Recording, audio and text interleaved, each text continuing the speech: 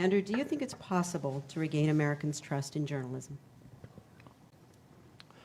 I think it's not only possible, I think it's vital. And one of the things that I'm very passionate about is that over 1,200 local newspapers have gone out of business over the last number of years, because those local newspapers used to rely upon classified ads for their revenue, and then all those classified ads went to Craigslist online, and then they never got replaced, and so all these newspapers went out of business. So studies have shown that if you don't have a newspaper in your community, then voters tend to become more polarized, which makes sense, because if you're not getting any information about what's going on in your town, then you just tend to vote along party lines. So if you believe in an informed democracy, then you have to believe in journalism. So I have several pro-journalism plans as president. Number one, I would put together a journalism fund to help local papers transition, because a lot of these communities could support a local newspaper as a nonprofit or a model that's not meant to make people a lot of money, but the community would embrace just having that paper there. And you can use town libraries as a hub, because many town libraries already have bulletin boards that the communities go to see what's going on. So that's number one. Number two is in a new American Journalism Fellows program, where we just pay to have a journalist in every congressional district with the same thinking, which is, look, if people are going to elect a congressperson in a community, then you need some kind of journalism there so that people know what they're voting for. So I would fund it from the federal government, just say, look, this is just essentially funding for a journalist in your community, free and clear of the local papers that are already there.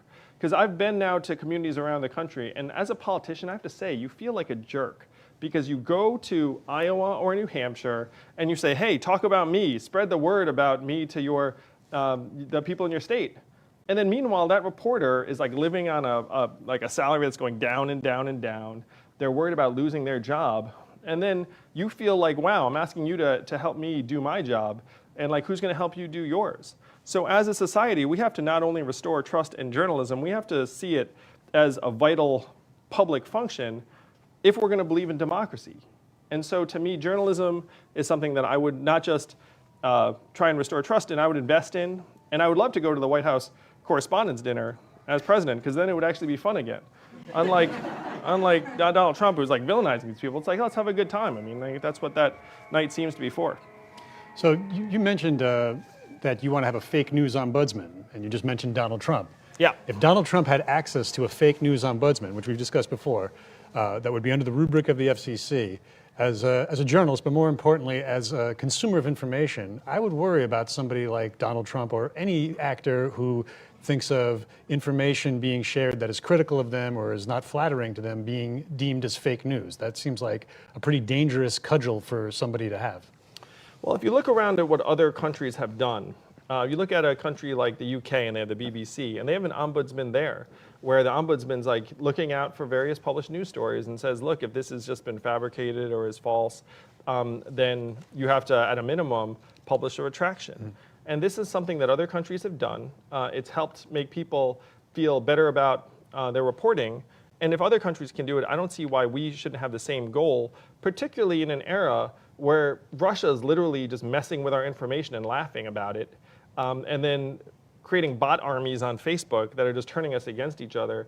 And we're all looking around like we're not sure we can trust journalists, to your earlier question, Wendy. So if this is the set of problems we're dealing with now, then we have to have some kind of mechanism in place, particularly because not so long from now, there are going to be deep fakes where you can just have fake videos of me and Anthony having a conversation about whatever you want.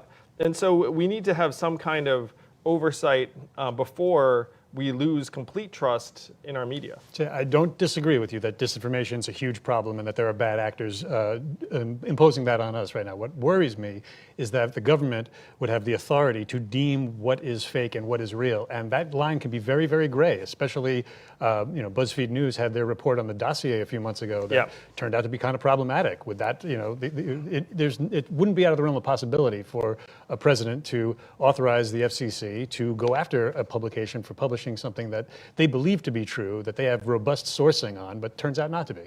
Well, sir, if you have robust sourcing and it turns out not to be true, I mean, like that's probably something that you just look and say, well, that was an honest mistake. But you have to sort of choose which problems you're more comfortable with. And to me, we're past an era where the government could meaningfully suppress or censor all conversation about ideas it doesn't like. Because, I mean, we have the internet, we have literally thousands of news sources. This is not an era where there are 3 TV networks and you can go and say, don't talk about this. Like, you know, like information is clearly going to get out there. So to me, I'm more comfortable with the fact that the government can have some kind of helpful role to play, as it does in the UK and other societies, rather than just say, well, there's nothing we can do, and just let frankly, like our trust in media continue to decline over time. I know you don't love this, Anthony, because we talked about it before. We do. I mean, and for good reason, because the you know, the deep fakes, disinformation, these are serious problems. But it almost sounds like you're saying, don't worry about the government abusing it, because the position itself wouldn't be effective enough to be a problem, because information will just get out there. Well, if it's effective, it means that really bad actors will actually feel like, okay, if I misinform the American people in a way that's destructive or sinister, then maybe someone will come after me, find me, like, you know, punish me in some way, and then the landscape gets cleared up. Because one of the great things about decent enforcement is you're not expected to enforce every problem. You just enforce like a couple problems, and then every good actor will be like, oh, snap, like, you know, like that's actually something that's going to be bad for my organization. And again, we've seen this in other societies where it's not like the Ombudsman in the UK goes around like policing everything, but just knowing the Ombudsman's there helps clarify things for people.